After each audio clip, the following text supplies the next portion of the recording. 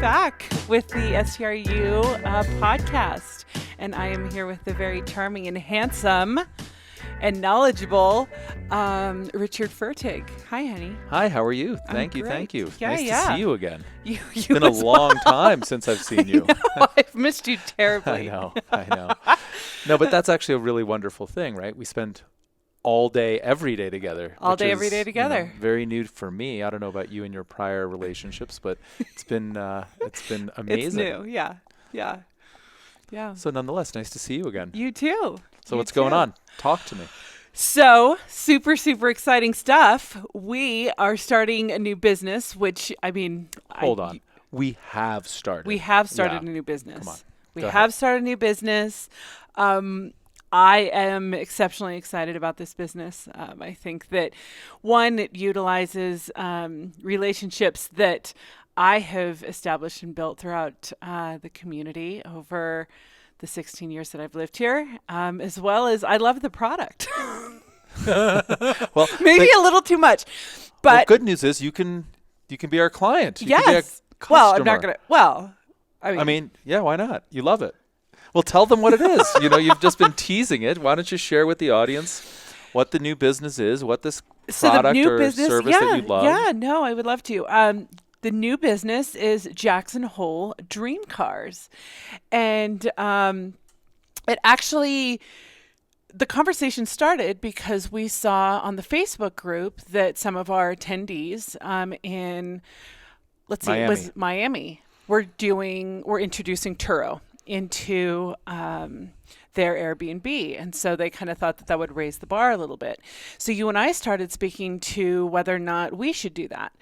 And that conversation kind of grew from just not attaching or affiliating it with our Airbnbs here in Jackson, but to basically any and all visitors that come to Jackson. And so what it is essentially providing ground transportation, which you're familiar, ground transportation to in luxury vehicles to people that come here to Jackson so that they can travel and explore and enjoy the valley comfortably. So yeah, I think that the one thing that I would just underscore that it may not be apparent is these are rental vehicles. Yes. So whereas I have a lot of experience. Yeah, we're not giving them away. Well, no, there could be chauffeured transportation. Oh, right. When you're talking about people coming here and enjoying in luxury vehicles, yes. It's not clear that it's self-drive or Got for it. rent. So Yes. I just want to clarify that. Right.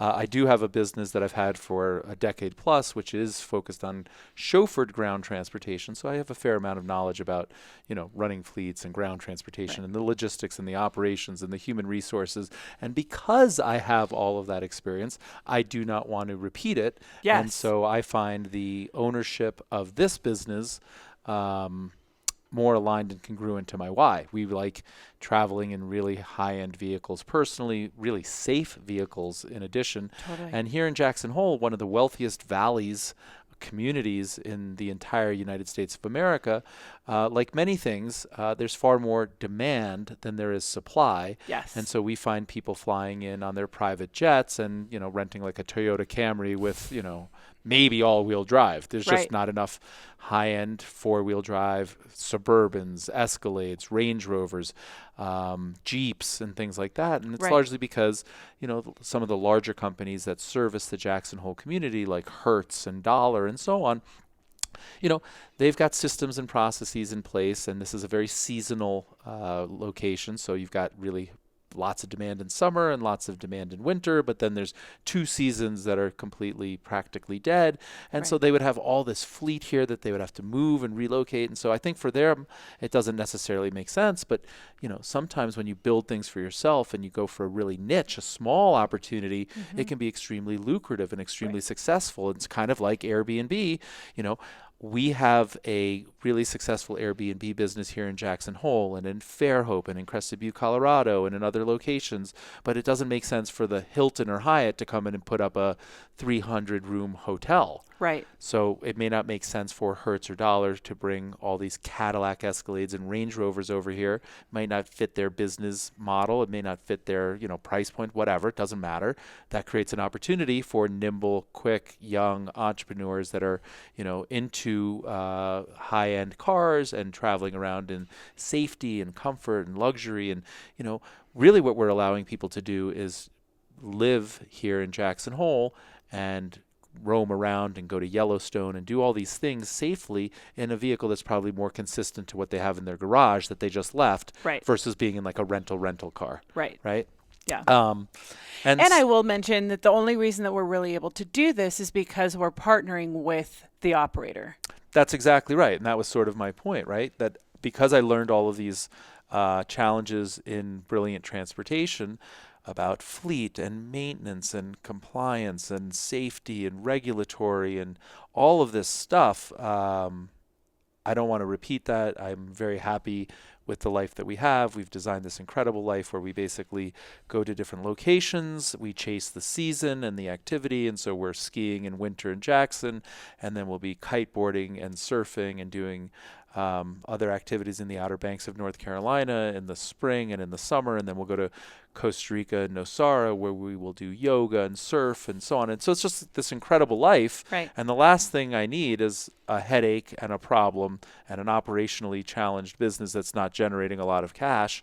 So instead, what we've done, like I do in all of my businesses, is try and automate it and scale it and partner with somebody that likes being the operator.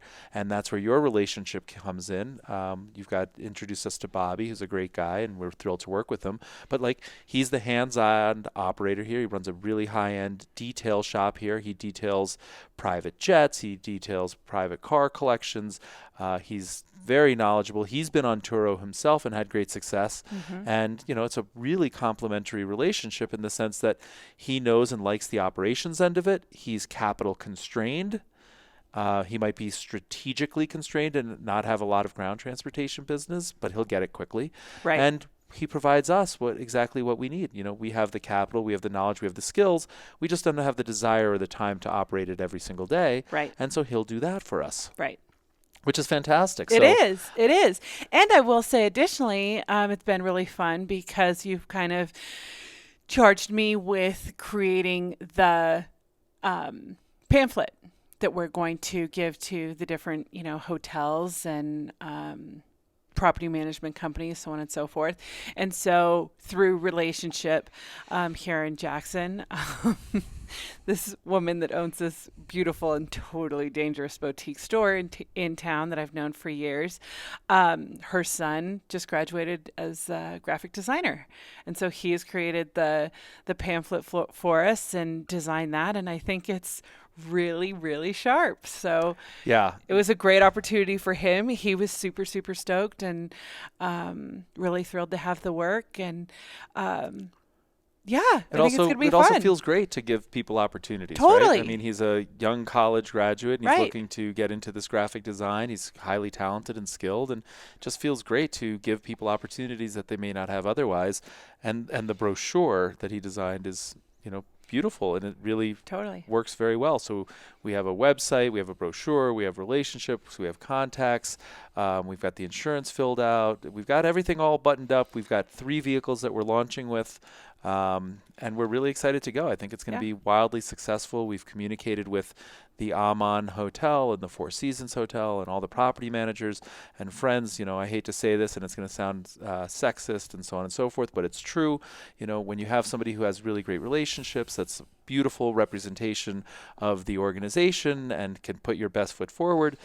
Needless to say, I stay, behind the closed doors. Erika goes in, chats them all up, lets them know what's going on. She's lived here forever, and she looks great driving the vehicles. And it's just like people see and understand exactly what it is that we're doing.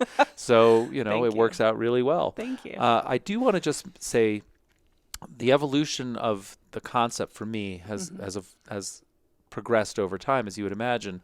I tried Turo last Thanksgiving, so maybe 15, 16 months ago. That's when I first heard about it, and I thought it was really kind of cool. And so I rented a convertible car, a Mustang convertible, at the LAX airport for my children and I. And so we cruised around LA for Thanksgiving in a Mustang convertible for, I don't know, whatever, that week. And it was a great experience. I mean, the person that rented us the car, dropped it off, picked it up. It was turnkey. It was really nice. The only setback for me was that the car was several years old and kind of higher miles. And so a lot of that excitement that I had, like the vision that I had was, I'm getting into a brand new Mustang. Right. And it wasn't a brand new Mustang, and it was totally fine, but it wasn't consistent with my expectation. And so we're thrilled to be introducing, like practically, in the Cadillac Escalade and the Jeep Gladiator that we've selected, they're brand new. The Range Rover is not brand new, but it's incredibly low miles and it's mint. And it's gorgeous. Yeah, it's gorgeous. It's sexy as heck, and I clean that up for the audience because that's the kind of guy I am.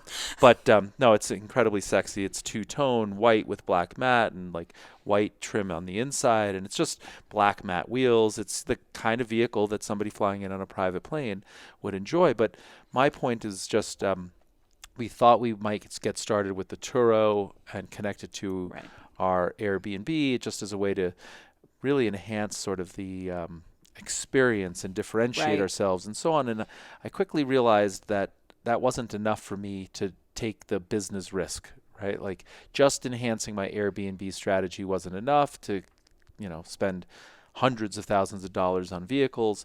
But when I connected it more to my why and the safety component and being a father of daughters and wanting brand new snow tires and wanting the right vehicle for the right environment, and then us also being able to enjoy it when, it's not being rented out, it just became much more connected to my why. It became much more real. And then ultimately we almost, we have abandoned the Turo concept. We haven't created an account yet. Instead, we're creating a business. We may list it on Turo just as a backup or a way of additional revenue, but we'll see. But it's similar to the host saver thing. I want to control the relationship. I don't want it to be via Turo. So if I can have a great relationship that you've established at the Aman or the Four Seasons or the private jet, FBO, like those are the relationships that I want to own and control. And we have a first mover advantage because nobody's doing this here in Jackson.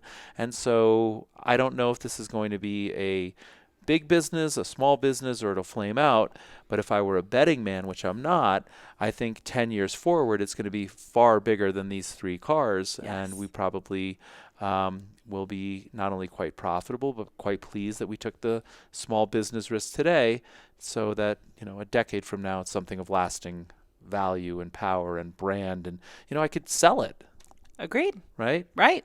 So small little things, they happen out of nowhere. You don't necessarily know where they're going to go, but you do want to have little, experiments happening, right? Absolutely. So Absolutely. Thanks for your help. Now, the one thing I will say, I think it's important that the audience get to know us a little bit, right?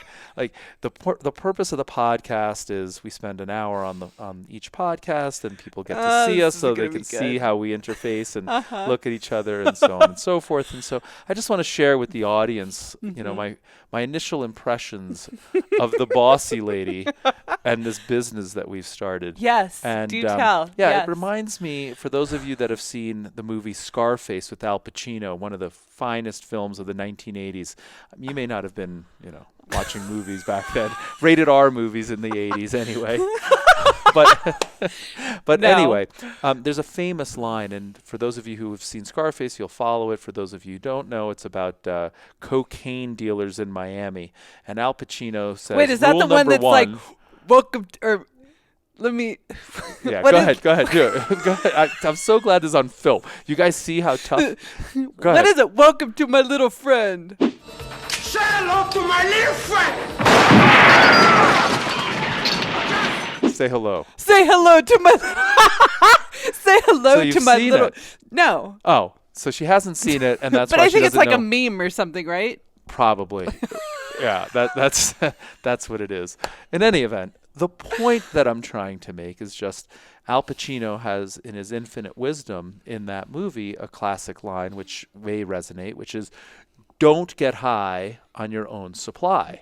Right? So like they're dealing cocaine, and rule number 1 is don't get high on your own supply, because you'll just go through it all and then you'll snort all your profits.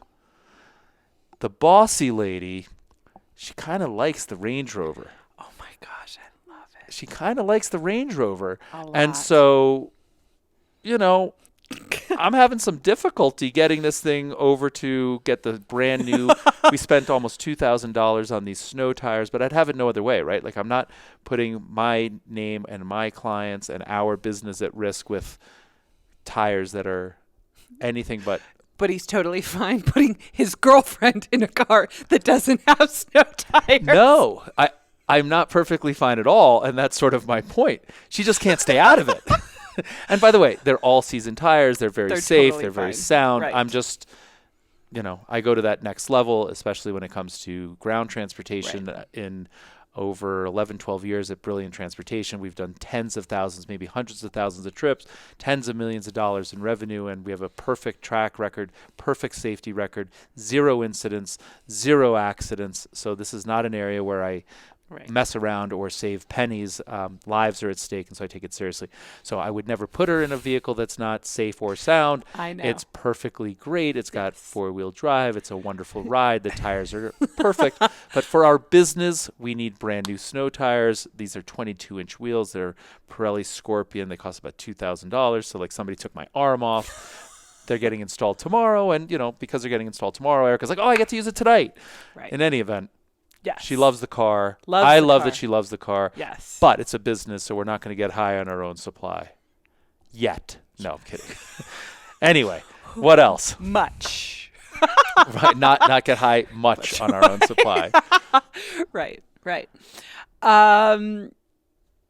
Well, shall we dive into Airbnb news? Yeah, let's do that. Although I do want to Oh. just say one other thought on this whole Turo concept. Please do. As it relates to short-term rentals, because, that's why people are listening to us.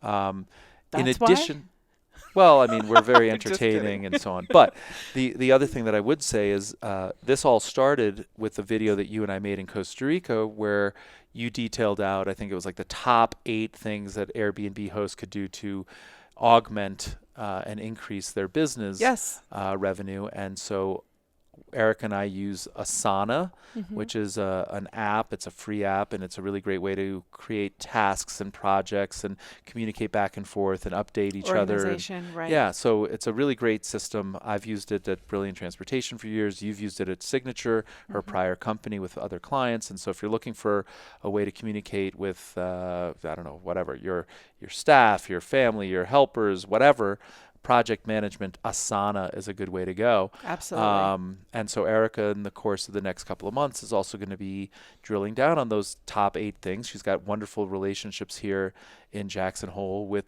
chefs and masseuses, and I'm not sure what else is on your Asana, but we are going to be implementing very many of the things that we detailed in that video in our own Airbnb, starting first with Jackson Hole, and I think it'll provide not only additional revenue for us, but also great content and education for you as we experiment with our own, branching out. Now we've got car rentals and masseuse and chefs, and I'm not sure what other tours and affiliates you're working with, but let's try and figure out and document for everybody in real time, like, what works. And we thought that chefs would be really popular, but it turns out everyone wanted a massage. I don't know what the findings are, but we'll experiment, we'll learn. We'll use our I would love own, to. I think that'd be really fun. We use And I ourselves think and our we'll kind of- Airbnbs as like guinea pigs. Right. Well, and I think it's great foundationally going into, the opening of the OBX as well. Just because we can also, figure out what services we want to, offer there. And, Right. The really standout services that we feel like guests, really want to utilize, and what really creates and makes an experience. Yeah, well, I also think as it relates to the car rental, it's a real opportunity also because the Outer Banks, where we are situated, is a good 2.5-hour drive from Norfolk, Virginia. So anybody who's flying into the Outer Banks is going to be renting a car at the airport, and it's the same sort of thing. You and I have struggled to get the kind of vehicle that we'd want down there, which is a Jeep. There is a Jeep rental place. They have limited supply. They're older vehicles, and I just don't think that's consistent with the kind of tribe that we're going to be attracting to the OBX. And so once we have some experience here in Jackson, Yeah. we'll take those lessons. Bobby, our partner here in Jackson, is very interested in expanding to North Carolina and setting up shop and operations and training people and doing like his thing there. And so this is how, empires are built, right? Like one day at a time, slowly but surely, with a little bit of risk capital, but also some forward thinking and some foresight to expansion. Even before we've started, Right. there's another opportunity. So, Right. all right, I think that closes the story. The story. I just wanted to suggest to people that if you find this interesting and or inspiring, you too could start to experiment with your own Airbnb with augmented services and different additional revenue streams. And for those of you that are on HostSaver, our one-click website creating platform, we're now adding these services as well so that we can have the affiliate links and the massages and all of those services part of your personal website so that people can book them at checkout at check-in for additional revenue streams. Right. Right. Cool Absolutely. stuff. Very, very cool stuff. Very, Awesome. very cool stuff. Yeah, no, I'm really, really excited. This is, as I like to say, this is my jam. This is your jam. Okay. I got lots of jams. I know. Hot yoga. Yeah. In that video that we referenced earlier, it was hot yoga. Oh my gosh, the number of times you reminded me. Megaformer. Yes. Megaformer. Range Rovers. Range Rovers. Good stuff. All right, Lions. sweetie. Let's get on to the news. Yes. So, I read in an article in Newsweek that Airbnb has determined that they don't feel the need to check government-issued IDs. And, we've talked a little bit about this, but I thought it would kind of be helpful and interesting for people to hear your thoughts on that. Yeah. So, my very first thought is when I go check into a hotel or I make a hotel booking, I don't need to send them ID. Right. So from a guest perspective, it would be intrusive or just not a welcome step if I could book a hotel or an Airbnb, but for an Airbnb I have to go and send them my driver's license and so on and so forth. So that was my first thought. Then my second thought was, but there's a difference. When you go check into a hotel, there's somebody who's physically there. Mm-hmm. They greet you. And at time of check-in, you have to present a credit card and a driver's license. So they do check ID, but it's after the reservation happens. In this particular case on Airbnb, the government check would be when you're setting up your account only once. So it seems to me like it's a really prudent thing for Airbnb to want to do. And I think that they should do it. And so it got me wondering why they don't do it. And if you read in the article, again, in Newsweek, Airbnb basically says that the reason that they don't need to do it is because it's discriminatory towards certain populations on this planet where government-issued IDs don't really exist or are uncommon or whatever, right? So that's what they've said. And, that may well be true, but I really question the validity of that insofar as I think government-issued IDs are required to travel out of those countries. So if those people are leaving that country and coming to stay in my Airbnb, they need a passport. They need a driver's license. So I don't know what percentage of the population they're talking about where government IDs are hard to acquire or they're not used, but I would think it's a really small percentage of the, several million night stays and so on that people don't have ID. So it sounds to me like it's more that they don't want to do it. And they've got their own systems with artificial intelligence, and what they basically do is get a bunch of information and then check your social media profile. And they believe that they've got enough intelligence that they can reduce the number of incidents that occur in hosts' homes. But that said, almost every single day there's news stories of, fights, violence, killings, parties, things that occur. And I just don't really understand why Airbnb wouldn't insist on guests being forced to provide government ID. In the one instance that they say that they do it, if your host profile requires people to have a government ID, then you as a host must also provide your government ID. But I'll tell you this, I for one would be glad to provide my government ID. Right. I'm hiding nothing. Right. And I want anybody who's staying in my place to have government ID so that we Right. know exactly who they are and how to find them. And again, I've been quite fortunate. I haven't really had any incidents to speak of. There have been a couple of hacked accounts where I thought I was renting to somebody and somebody else came in, and so I'm not sure that checking government ID would allow that to be discovered. People can still hack or steal other people's accounts. It happens every single day. My ex-wife has had her credit card stolen, I don't know, 4 or 5 times in a row. They keep issuing her new credit cards and it keeps getting stolen. So you can't prevent everything, but you can certainly try. Sure. And I would encourage Airbnb to try harder. At the end of the day, without hosts, they've got nothing. And so if hosts all rally together and say this is really important to our safety and the safety of our single largest investment, and this is really important, I think they'll continue to get more and more pushback. And I think it's a likely time that they will, it's eventual that they will mandate that. I would agree. The other thing that I would say is, don't you think if there's enough hosts that basically provide their government ID and say that they want to require a government ID, if there's enough hosts that do that, I mean, Airbnb is going to take a look at that and say, oh, okay, well, the majority or so many of the hosts want that and are willing to do that, that they're going to create that into policy?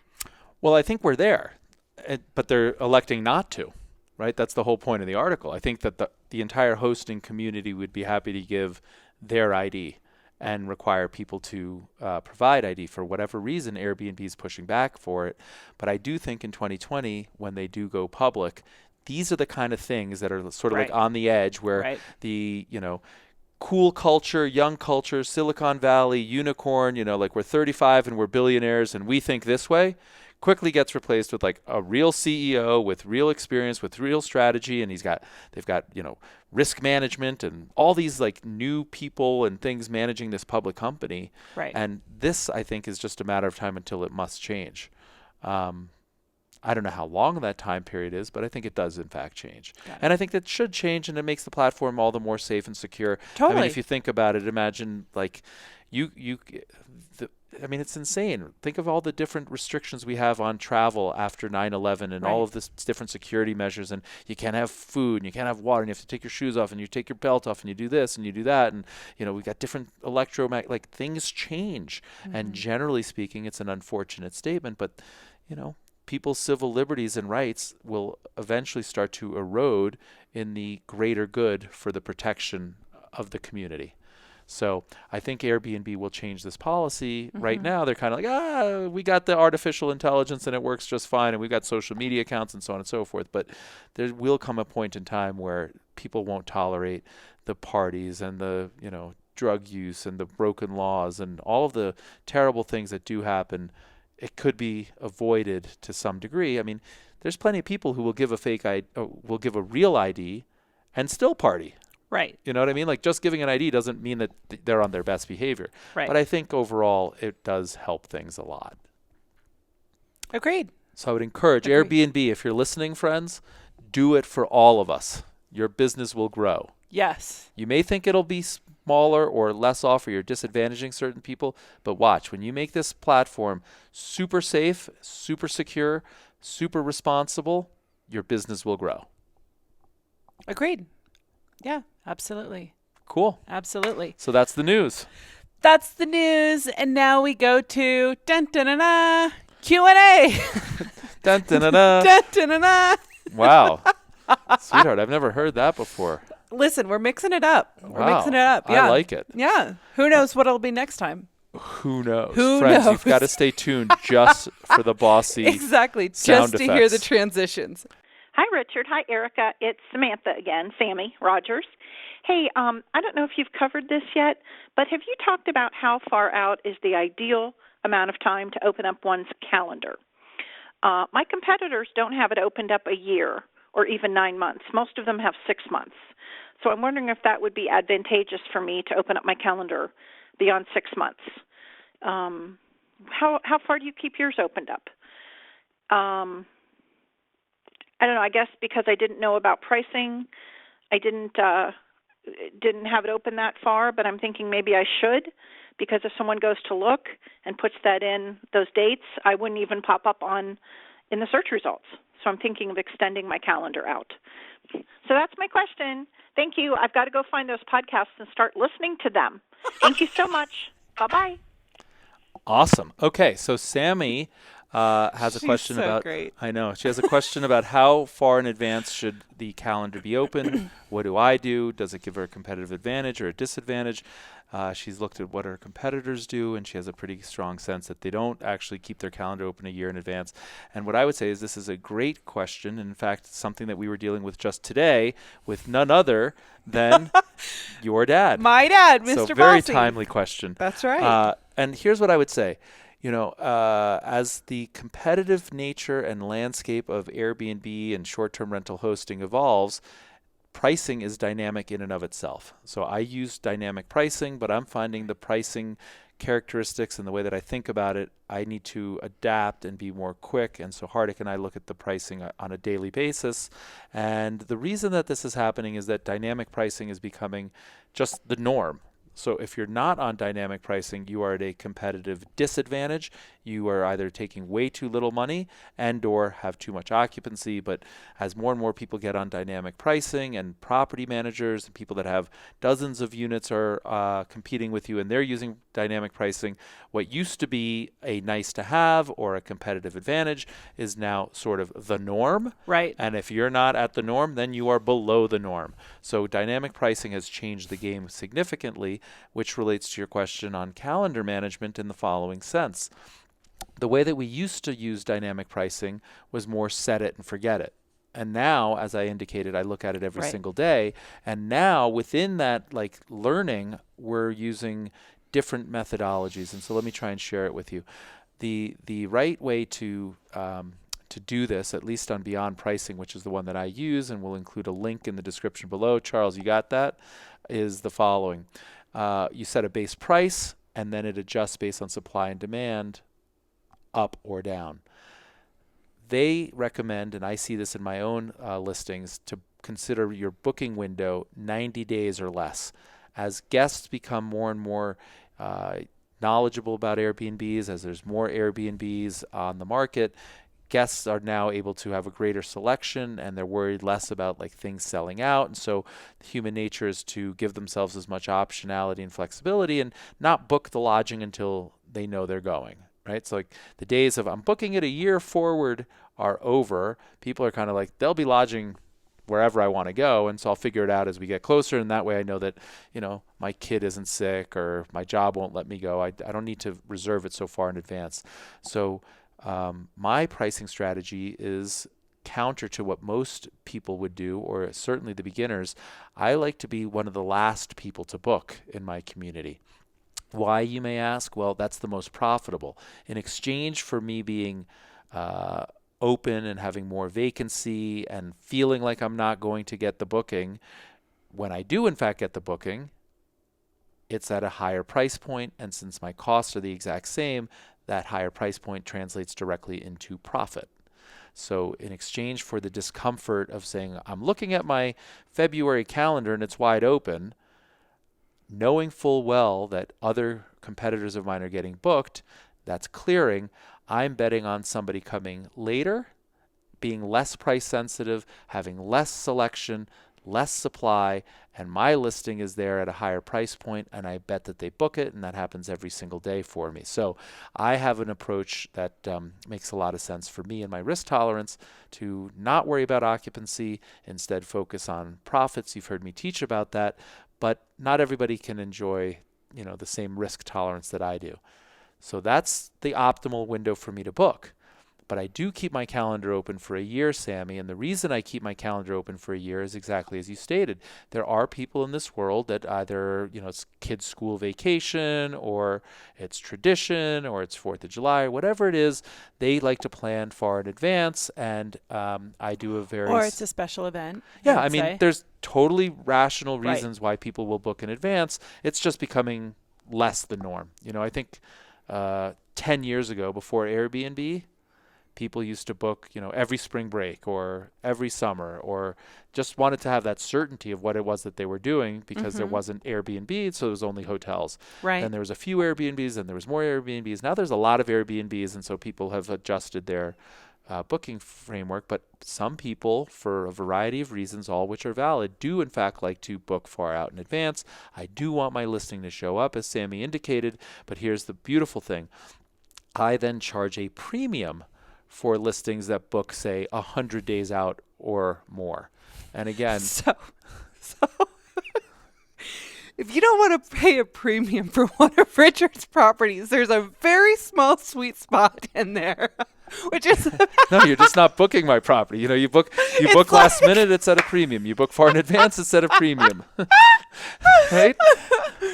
booking Richard's property. You're booking it a premium. But which you know what? Look, you should. we film videos on this, and I teach it time and time again. I deliver exceptional value at those premium prices. Right. I put the burden of delivery. That I totally agree with. Yeah, I put all of that on me. Charles put out something on social media. I think it was an Instagram video where I was discussing just this, where, we earn what we charge. We don't charge $500 and deliver $200 service. Absolutely. And we don't charge $200 and deliver $500 service. Absolutely. So if I'm going to be at a premium price point, the place is going to be impeccable, and it's going to be, well furnished, and it's going to be in great working order, and everything's going to be safe and maintained, and there's going to be hospitality throughout, and that entire experience. Well, what we were speaking to earlier, we're actually increasing the value. Right. We're going to continue to add more experiential Right. type things so that they can do one-stop shopping and come and stay at our place, and they can have a Range Rover and a chef and a masseuse and so on and so forth. And you can't get that at the average Airbnb. Right. And so the Or client, the average hotel. Well, the tribe that we are attracting wants that. That's the tribe that I want. And so we meet them where they are, and we charge a fair price, and we make a little affiliate commission here and there from the masseuse and from the travel agency and this and that.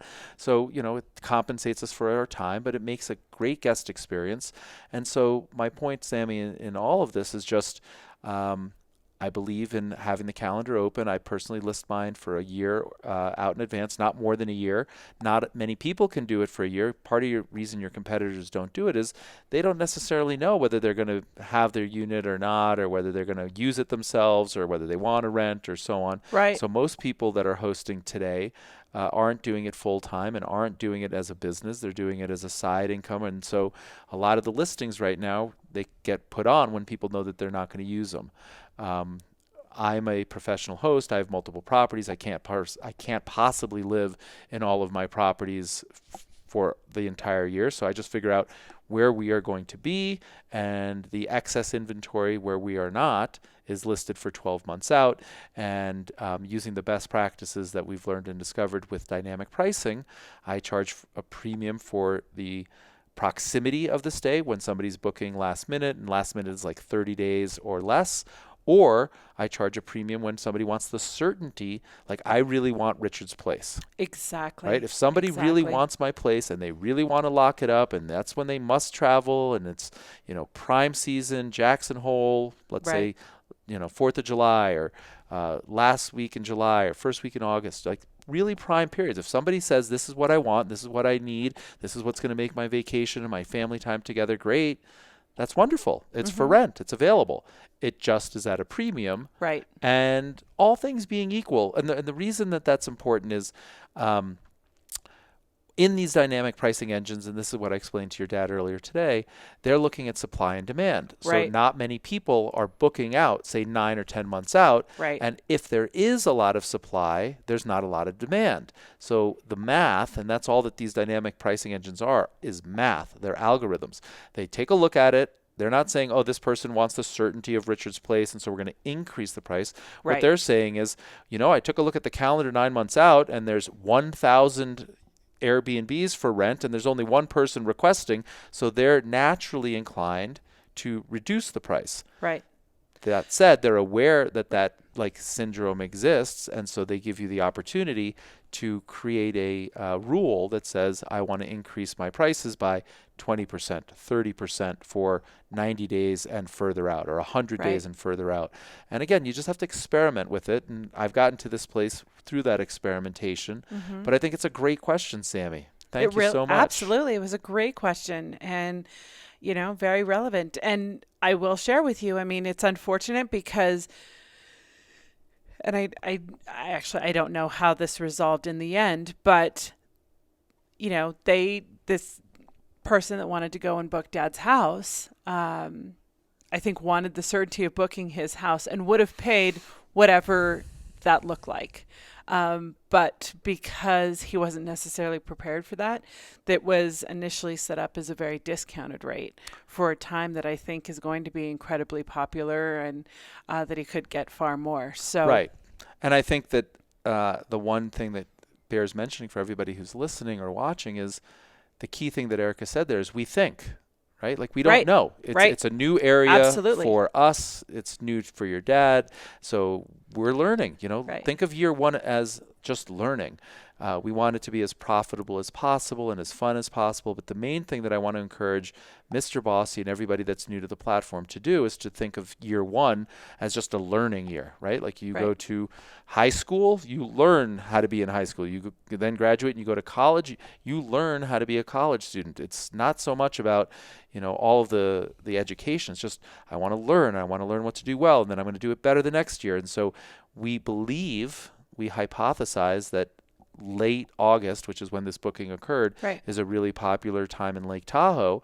But as I said to Mr. Bossi on the phone earlier today, I could also make an argument that, you know, schools are already back in session and there's a ton of supply, and the people that, you know, we think would be visiting there in August are busy getting their kids off to college and to high schools and so on and so forth. And that week might actually not be a great week. We don't know. A year from now, we'll have better information. Right. And what we're celebrating is that he's doing something right, because people are going through, you know, the number of properties that are available for that period of time, and they want his. So yay, Dad. Well, you know, the photography is great, the copy is great, the images is great. And here's a case in point where, you know, I think it's really rewarding for me personally to have him start by watching the YouTube videos, continue to educate himself, then through Erika and Hardix and my help, he's actually now live and hosting, and he's got a lot of bookings and a lot of success, and we're going to start to increase his prices. And you know, it's like one of these things where his life has changed for the better.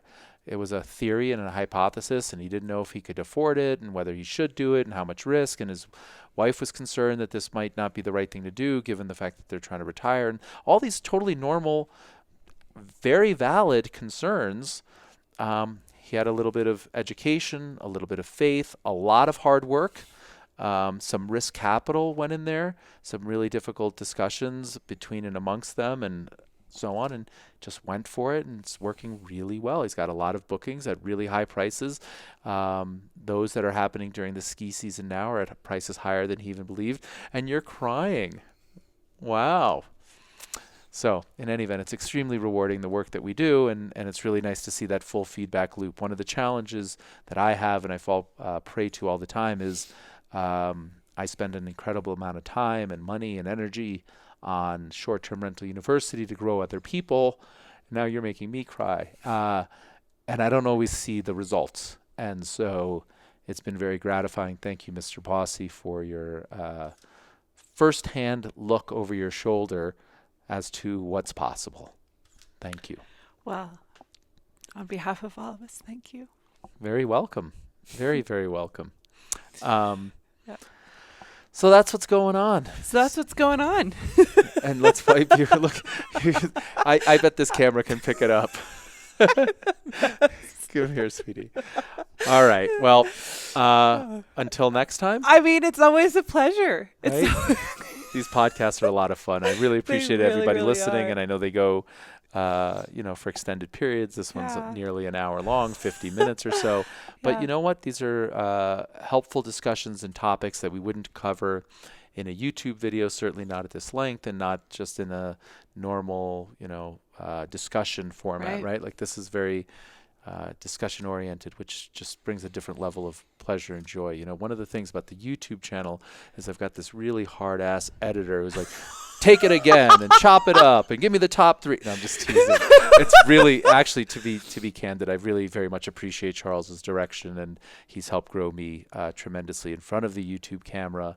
But it is a very different look, feel, segment, format, time frame, and the podcast feels very natural. And I also love doing it with you. Yeah, absolutely. And I will say, like, we've done something, I absolutely don't want to take any credit for this. You've done something right, because when I look at the team members that you have in place, they're literally invaluable. I can't imagine, like, this doesn't work without any one of them. You know, I mean, it Without just doesn't. question. I mean, it just doesn't. And that goes back to videos that we filmed and lessons that we've taught in Nashville and Miami and in membership and all sorts of places, which is just about the level of relationships and grow and build people, make them invaluable. Right. And in fact, they will be invaluable. Right. Right? Right. And then they've dealt with the integration of of me. What's not to love about you coming in on the scene, right? Like, you're a natural. Just the walk-in talent, right? Right. No, they've been incredible, and yeah, they're family. Awesome. And speaking of family, So grateful. we're going to go party and celebrate. It's Charles's birthday soon, right? Well, next week. That's soon. That is soon. Yeah. So we're going to Want to sing him happy birthday? How old are you, Chuck? 28 years old, dude. Like, how's that retirement fund coming? I know, dude. Like, I can't even imagine turning 28. You must be really, really achy. Amazing. How's those hips and knees, dude? Below average. All right. But in all seriousness, it's been a real pleasure to have Charles here for this extended period of time, filming everything. We got a ton of great content and work done. Right. I think it's going to really grow people. We have a lot of great offers. I love doing the podcast with you. And so life is great. We have a tremendous amount to be grateful for. That is for sure. Without question. Yeah.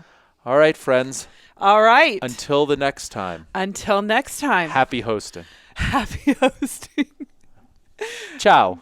Thank Bye. you, Sammy. Appreciate it. Oh, which reminds me, call in 212. Nope, I always say that. You know, like, what's wrong with me? Yeah, I know. Friends, if you want to call in and ask us your question, please do so. We'd really appreciate it. Yes. 206-900-8189. And I'll repeat it one more time. 206-900-8189. Thank you very much. Yes. Yes. Life will never be the same. There you go. Ciao, everybody. Bye. So that does it for another episode of the STRU podcast.